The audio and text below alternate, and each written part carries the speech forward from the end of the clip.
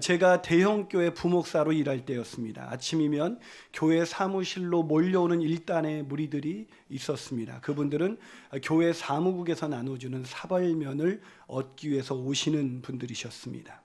사랑하는 여러분, 사람들이 기독교를 향해서 기대하는 것이 무엇이라고 여러분 생각하십니까? 빵 문제를 해결하는 것, 그것이 사람들이 기독교를 향해서 기대하는 것일까요? 최근 들어서 교회에서 사회복지를 강화해야 한다는 목소리를 여기저기서 듣고 있습니다.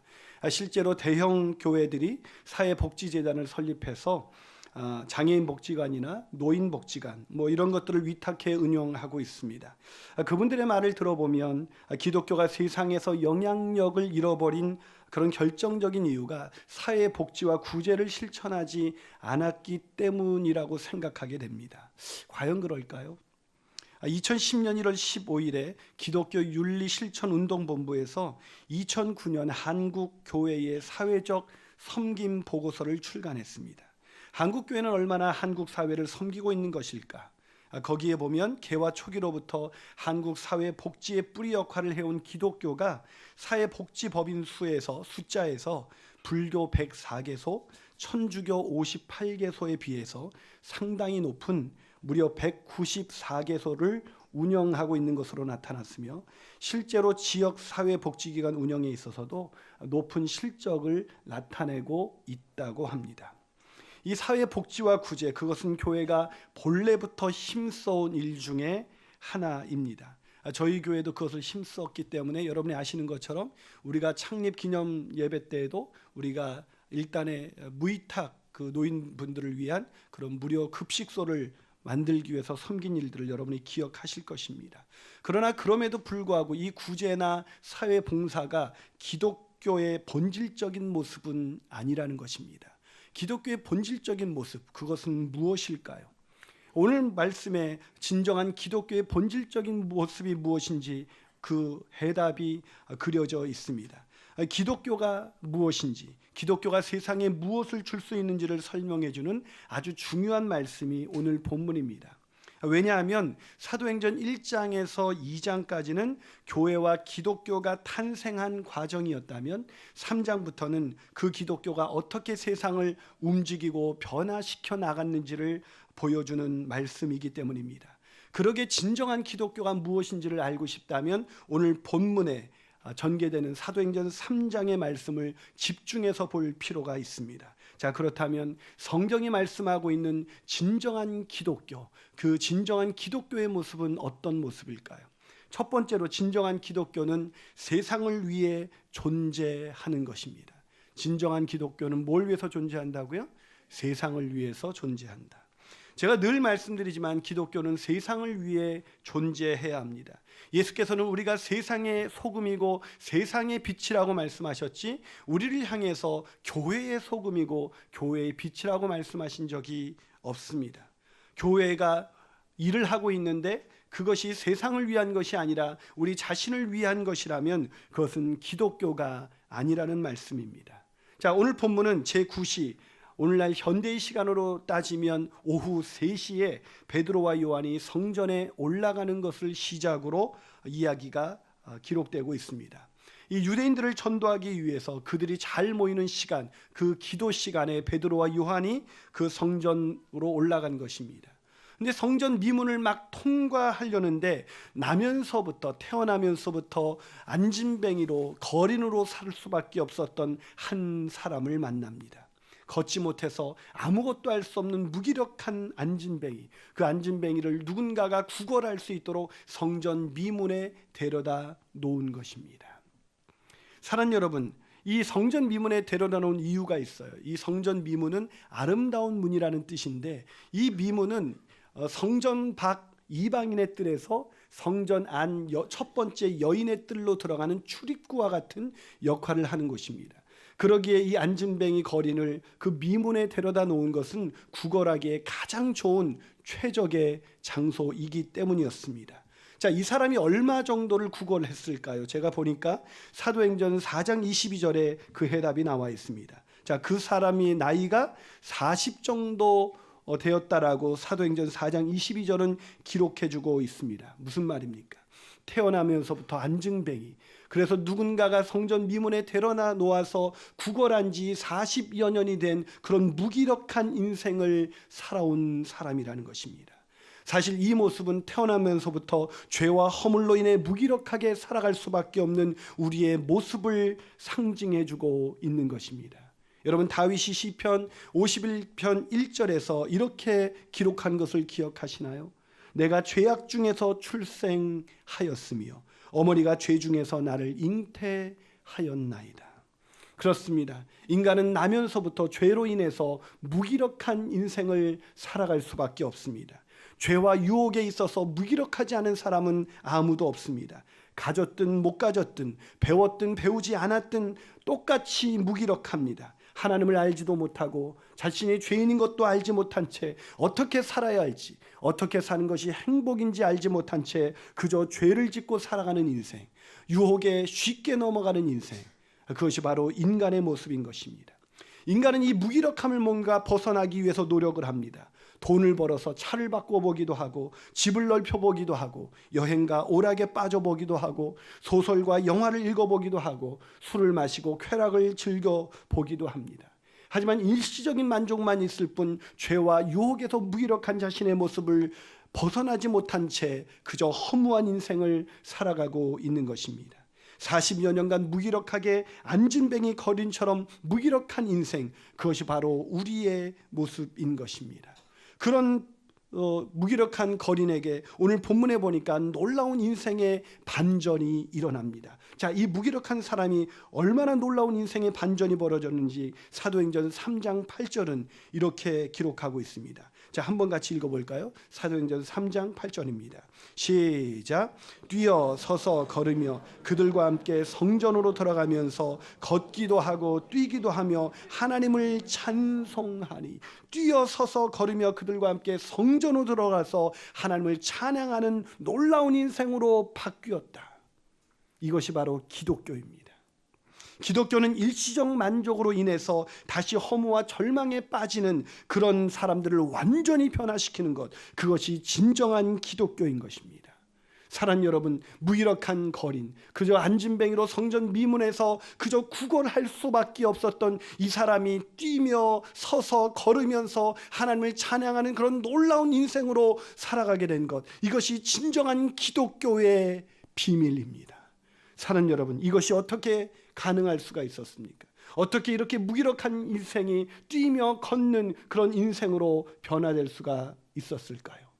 그것은 베드로와 요한이 그 자리에 멈춰서서 그들을 주목했기 때문입니다. 자, 사도행전 3장 3절과 4절을 한번 읽어볼까요? 자, 있습니다. 시작. 그가 베드로와 요한이 성전에 들어가려 함을 보고 구걸하거늘 베드로가 요한과 더불어 주목하여 이르되 우리를 보라. 자, 태어나면서부터 구걸하는 인생이 아니었습니까? 40여 년간 성전 미문에 앉아서 있었던 인생이 아니었습니까? 그런 그를 누가 쳐다보기나 했겠습니까? 늘 그 자리에 앉아 있었던 사람, 늘 그 자리에서 구걸했던 사람, 아무도 쳐다보지 않았습니다. 그런데 갑자기 베드로와 요한이 그 자리에 멈추어 섰습니다. 그리고 그들을 주목했습니다. 사랑 여러분, 인생의 놀라운 반전은 하나님이 우리의 인생 가운데 멈추어 서서 우리를 따뜻한 시선으로 우리를 주목하시는 순간 우리의 인생은 변하게 되는 것입니다. 어느 날 내 인생 바쁘게 그저 늘 구걸하면서 뭔가 좀 더 얻을까, 좀 더 벌어볼까, 좀 더 얻을까 그렇게 살아가고 있는 우리 인생 가운데 주님이 찾아오셔서 멈춰서는 순간, 우리를 주목하는 순간 우리의 인생의 놀라운 반전, 일어나 걸어 뛰어들어가는 하나님을 찬양하는 그런 놀라운 인생이 펼쳐지게 되는 것입니다. 이 인생을 살아가시는 여러분이 다 되시기를 주님의 이름으로 축원합니다. 자, 그 일을 위해서 일어난 첫 번째 행동은 무엇이었습니까? 멈춰 섰다는 것입니다. 그리고 주목했다는 것입니다. 자, 오늘 여기서 본문에서 이 주목하다는 단어는 단순히 보았다라는 단어가 아닙니다. 이때 사용된 단어는 헬라어로 블레포라는 단어인데, 이 단어는 영어로 번역하면 look at라는 단어를 사용합니다. 단순히 광경이 눈에 들어왔다는 것이 아니라 의도적으로 시선을 멈춘 것입니다. 그렇습니다. 세상은 능력 있는 사람에게 시선이 멈추지만 하나님은 소외된 자에게 시선이 멈춥니다. 세상은 유능한 자, 가진 자에게 시선이 멈추지만 진정한 기독교 하나님의 사랑은 이 땅에 없는 자, 소외된 자, 눌린 자에게 시선이 멈추는 것입니다. 왜요? 하나님이 우리를 사랑하시기 때문입니다. 요한복음 3장 16절은 하나님이 세상을 이처럼 사랑하사 독생자를 주셨다고 기록하고 있습니다. 하나님이 죄와 허물로 인해서 죄와 유혹에서 무기력한 우리를 위해서 시선이 멈추어진 사건, 그것이 바로 십자가의 사건입니다. 그러기에 누구든지 십자가를 바라보기만 하면, 우리를 보라고 말씀하신 그 주님을 바라보기만 하면 우리는 새로운 인생, 놀라운 반전을 꿈꾸는 인생을 살아갈 수가 있는 것입니다. 그러기에 참된 기독교는 세상을 위해서 멈추어서는 기독교, 세상에 따뜻한 시선을 보내는 기독교, 그것이 진정한 기독교인 것입니다. 왜요? 주님께서 우리를 위해서 멈추어 서셨고 우리를 위해서 주목해 주셨기 때문에 오늘 우리가 여기에 존재하기 때문인 것입니다. 저는 저와 여러분이 이 진정한 기독교인이 되어서 세상에 정말 주님의 시선이 필요한 사람들에게 주님의 복음을 전하는 우리 모두가 되기를 주님의 이름으로 축원합니다. 한 발 더 나가서 성경이 말씀하고 있는 진정한 기독교는 무엇일까요? 진정한 기독교란 세상의 근본적인 문제를 해결하는 것입니다. 세상의 근본적인 문제를 해결하는 것입니다. 여러분, 기독교는 세상을 위해서 존재합니다. 그렇다면 그 다음 질문은 이것이죠. 그럼 기독교는 세상을 위해서 무엇을 할 수 있을까요? 답을 먼저 말씀드리자면 기독교는 세상이 원하는 필요를 채우는 것이 아니라 세상의 근본적인 문제를 해결해야 한다는 것입니다. 자, 베드로와 요한이 거린을 주목하면서 우리를 보라고 했습니다. 그러자 거린의 표정이 달라졌어요. 사도행전 3장 5절을 보세요. 읽습니다. 시작. 그가 그들에게서 무엇을 얻을까 하여 바라보거늘. 자, 이 거린이 얼마나 흥분되었을까요? 생각해 보세요. 40여 년간 성전 미문에 앉아 있었던 안진뱅이 거린입니다. 아무도 그를 주목하지 않았습니다. 그런데 베드로와 요한이 멈춰서서 우리를 보라라고 말씀하시는 거예요. 무슨 얘기입니까? 야, 이 사람이 나에게 뭔가 특별하게 정말 사람들이 던져준 몇 푼이 아니라 내 인생을 바꿀 수 있는 큰 돈을 주려나 보다, 이런 기대가 있지 않을까요? 무엇을 얻을까 하여 바라보거늘. 여러분은 기독교에 오셨을 때, 예수님 앞에 오셨을 때 여러분은 무엇을 얻을까 기대하고 계십니까? 여러분 무엇을 기대하십니까? 기독교의 사람들이 기대하는 것이 무엇이라고 생각하십니까? 마치 거린처럼 은과 금을 기대하는 것 아닐까요? 이런 은과 금을 기대하는 이 사람에게 베드로와 요한이 이렇게 말합니다. 사도행전 3장 6절을 보시죠. 자, 읽습니다. 시작. 베드로가 이르되 은과 금은 내게 없거니와 내게 있는 이것을 내게 주노니 나사렛 예수 그리스도의 이름으로 일어나 걸으라. 얼마나 거린이 실망했을까요? 은과 금, 뭔가 획기적인 돈을, 획기적인 자선을 베풀 줄 알았더니 은과 금은 내게 없거니와. 은과 금이 없다는 얘기를 듣는 순간 거린의 고개는 아마 숙여졌을 것입니다. 에이, 그럼 그렇지. 다 그저 싸구려 값싼 동량이나 하지 누군가가 내 인생을 바꿀 수가 있어, 내 인생을 바꿀 수 있는 그런 막대한 돈을 줄 사람이 어디 있어. 아마 그러면서 실망해 고개를 떨구었을 것입니다. 은과 금이 내게 없다. 여러분, 사람들이 기독교에 실망하는 이유가 무엇 때문이라고 생각하십니까? 그것은 기독교의 진리 때문에 실망하는 것이 아닙니다. 사람들이 기독교에 실망하는 것은 기독교의 진리가 자신들이 원하는 은과 금이 아니기 때문입니다. 사람들은 기독교의 돈을 기대합니다. 기독교를 믿는다면 돈을 많이 벌어서 성공하는 것을 기대합니다. 질병의 치유나 심리적 치료를 기대합니다. 또 어떤 사람은 멋진 음악과 찬양을 기대합니다. 또 어떤 사람은 탁월한 도덕과 철학을 기대합니다. 또 어떤 사람은 사회적 봉사나 정치적 개혁을 기독교에서 기대합니다. 그리고 어떤 사람은 멋진 예배당과 그 건축물을 기대하면서 교회를 찾아옵니다. 그러기에 잘 지어진 교회 건물이 있는 곳으로 몰려가는 것이죠. 하지만 기독교가 주려는 것은 그런 것이 아닙니다. 기독교가 주려는 것, 그것은 도대체 무엇일까요? 그것은 일어나 걷게 하는 것입니다. 기독교가 주려는 것은 얼마간의 자선이 아닙니다. 은과 금이 아니라 그가 일어나 걷게 하는 것, 그것이 바로 나사렛 예수 그리스도의 이름으로 일어나 걷게 하는 것, 이것이 바로 기독교가 주려는 것입니다. 아멘이십니까? 생각해 보십시오. 지난 40여 년간 안진뱅이 거린의 지인들은, 그 주변 사람들은 그를 성전 미문에 앉혀놓은 일을 했습니다. 그들이 할 수 있는 일이라고는 단 한 가지였습니다. 성전 미문에 앉혀서 그저 구걸하는 인생을 살게 하는 것뿐이었습니다. 수많은 지나쳤던 사람들이 그저 몇 푼을 던져 주었을 것입니다. 그러나 그것이 그의 인생을 바꾸지는 못했습니다. 그 인생의 근본적인 문제를 해결하지는 못했습니다. 그러나 사랑 여러분, 기독교는 무엇을 주었습니까? 베드로와 요한이 무엇을 주었습니까? 은과 금은 내게 없거니와 내게 있는 건 내게 주노니 곧 나사렛 예수의 이름으로 일어나 걸으라. 일어나 걷고 싶지 않습니까? 일어나 걷고 싶은 인생이 되고 싶습니까? 아니면 성전 미문에 앉아서 구걸하는 인생을 살고 싶습니까? 그런데 참 안타깝게도 오늘날 하나님을 만나지 못한 채 성전 미문에 앉아서 구걸하는 교인들이 많이 있습니다. 돈을 구걸합니다. 질병의 치유를 구걸합니다. 또한 도덕이나 철학을 구걸합니다. 자신들이 원하는 것을 구걸하면서 하나님이 내 기도에 응답하지 않는다고 하면서 실망한 거린처럼 그렇게 있는 사람들이 있습니다. 기독교는 인간의 피상적인 문제를 해결하는 것이 아니라 그들이 일어나 걷게 하는 것, 그들의 인생의 근본적인 문제를 치유하는 것, 그것이 기독교인 것입니다. 여러분 기억하시나요? 2005년 11월 중순 한국을 대표하는 세계적 기업 총수의 막내딸이 스스로 목숨을 끊었습니다. 그 부모의 천문학적인 재산이, 아니 그녀가 세상을 떠날 때 가진 소유한 돈이 무려 2,200억 원의 재산이었습니다. 그러나 그것이 그녀의 죽음을, 무기력한 인생, 허무한 인생을 막을 수는 없었습니다.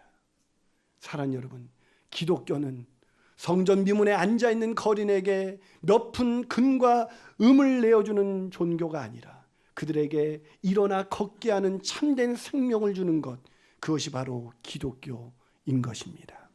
마지막으로 성경이 말씀하고 있는 진정한 기독교란 무엇일까요? 진정한 기독교는 세상을 복음으로 변화시키는 것입니다. 진정한 기독교는 세상을 복음으로 변화시키는 것입니다. 여러분, 기독교의 핵심은 복음입니다.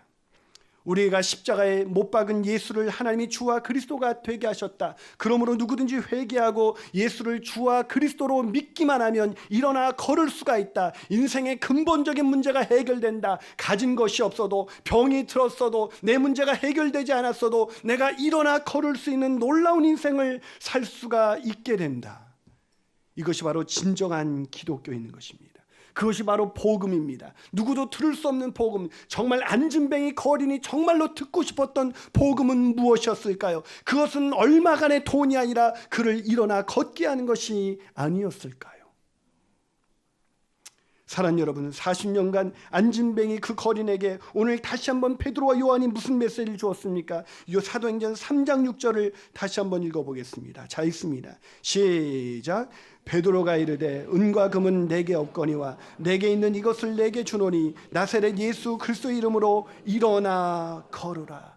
자, 은과 금은 내게 없습니다. 내게 있는 것이 무엇이었습니까? 그건 은과 금이 아니었습니다. 내게 있는 것, 기독교에만 있는 것, 기독교만이 갖고 있는 것이 무엇이라고 말하고 있습니까? 그것은 바로 나사렛 예수 그리스도의 이름인 것입니다. 기독교만이 갖고 있는 것, 그것은 나사렛 예수의 이름의 능력인 것입니다. 그 이름으로 일어나 걸으라. 사랑 여러분, 교회를 오랫동안 다녔다 할지라도 성전 미문에 앉아있는 거린처럼 신앙생활을 하셨다면 아직도 성전 미문을 통과하지 못한 것입니다. 이 말씀이 들어간 순간 이 거리는 성전 미문을 통과해서 뛰며 걸으며 하나님을 찬양하는 놀라운 인생을 살게 되었습니다. 사랑 여러분, 어떤 인생을 살고 싶습니까? 성전 미문에 앉아있는 인생입니까? 구걸하는 인생입니까? 아니면 일어나 뛰는 인생입니까? 일어나 뛰는 인생이 되기 위해서 가장 중요한 것은 복음을 듣는 것입니다. 예수님이 내 인생의 구원자여 주님이라고 인정하게 되는 것입니다. 그런데 문제는 오늘날 현대 교회 안에 이 복음이 전파되지 않는다는 것입니다. 릭 홀랜드라는 목사님은 담대한 복음 전도라는 책에서 이렇게 말합니다. 교회의 역사는 우리에게 복음을 자주 전하면 사람들이 회개하고 사회가 변하고 민족이 개혁되는 결과를 낳는다는 교훈을 가르친다.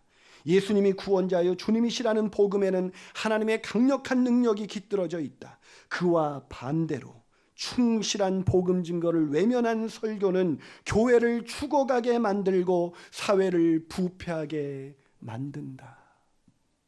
오늘날 기독교인 천만의 시대에 사회가 부패한 문제를 해결하지 못한 이유가 무엇 때문일까요? 그것은 교회가 복음을 잃어버렸기 때문입니다. 구걸하는 교회, 세상적인 성공을 구걸하는 교회는 많이 존재하지만 진정한 교회, 진정한 기독교, 진정한 그리스도인이 없기 때문인 것입니다. 저는 이번 주에도 복음을 전하다가 전혀 변할 것 같지 않았던 사람이 나사렛 예수의 이름으로 일어나 걸었던 이야기를 듣게 되었습니다. 그들의 인생이 송두리째 바뀌었던 이야기를 들었습니다. 사랑하는 여러분, 교회가 세상을 변화시키는 유일한 방법은 복음을 전하는 것입니다. 복음이 설교되고 복음이 가르쳐지고 복음이 전파돼야 사람들이 살아나고 사람들이 일어나 걸을 수 있는 놀라운 일들이 일어날 수가 있는 것입니다. 그런데 문제는 오늘날 이 복음이 선포되지 않는다는 것입니다. 릭 홀랜드라는 분은 많은 목회자들이 설교에서 가장 중요한 것이 복음이라고는 말하지만 실제로 설교에서 복음을 전하는 목회자들은 별로 없다라고 증거하고 있습니다. 지금은 기독교의 위기입니다. 교회가 구제를 하지 않고 사회봉사를 하지 않기 때문이 아닙니다. 교회에 더 많은 사람들이 몰려들지 않기 때문에 위기가 아니라 오늘날 교회 안에 복음이 없습니다. 복음을 선포하지 않는 교회, 복음을 선포해서 일어나 걷게 하는 그런 근본적인 해결책을 제시하지 아니하고 일시적인 만족, 일시적인 세속적인 성공만을 이야기하고 있는 교회들이 너무나 많이 있습니다. 복음을 선포하지 않고 그런 세속적인 성공을 설교하는 기독교를 향해서 마틴 루이드 존스 목사님은 그 기독교는 기독교의 이름을 가장한 사이비 종교라고 규정합니다. 일명 자선 베풀기 종교. 사랑하는 여러분, 생각해 보십시오. 40년간 성전 미문에 앉아있는 거린에게 진정 필요했던 것이 무엇이었을까요? 그것은 몇 푼의 자선이 아닙니다. 그에게 진정으로 필요한 것은 예수 그리스도의 이름으로 일어나 걷는 것입니다. 예수 그리스도의 이름, 다시 말해서 복음이 그에게 필요한 것입니다. 죄와 허물로 망가져 무기력하게 살 수밖에 없는 거린에게 필요한 것은 바로 복음이었다는 말입니다. 다시 한번 말씀드립니다. 성전 미문에서 먹고 살 만한 존재로 살아가게 하는 것은 기독교가 아닙니다. 자선만을 베푼다면 기독교가 아닙니다. 진정한 기독교는 주 예수 그리스도를 전함으로 인해 그의 인생을 송두리째 바꾸어 놓는 것, 구걸하는 인생이 아닌 뛰어서서 걸으며 하나님을 찬양하는 인생, 목마른 인생이 아닌 소망과 기쁨으로 충만한 인생으로 바꾸게 하는 것, 그것이 바로 기독교인 것입니다. 그렇다면 사랑하는 여러분, 우리는 진정한 기독교를 믿고 있는 것일까요? 진정한 기독교를 전하고 있는 것일까요? 여러분은 어디에 앉아 계십니까? 성전 미문에 앉아 계십니까? 아니면 일어나 걷고 있는 인생, 고난과 역경 속에서도 하나님을 찬양하는 놀라운 기쁨의 인생을 살아가고 계십니까? 제가 얼마 전에 한 집사님하고 얘기하면서 참 진정한 기독교는 오직 예수 그리스도만을 전하는 기독교인데요. 그러자 그분이 이렇게 말하더라고요. 그러게요. 그러나 금과 은과 예수 이름 둘 다 가지려니 문제죠. 이런 우리를 향해서 누가복음 16장 13절에서 예수님은 이렇게 말씀하십니다. 집 하인이 두 주인을 섬길 수 없나니 혹 이를 미워하고 저를 사랑하거나 혹 이를 중히 여기고 저를 경히 여길 것임이니라. 너희는 하나님과 재물을 겸하여 섬길 수 없느니라. 너희는 하나님과 재물을 겸하여 섬길 수 없느니라.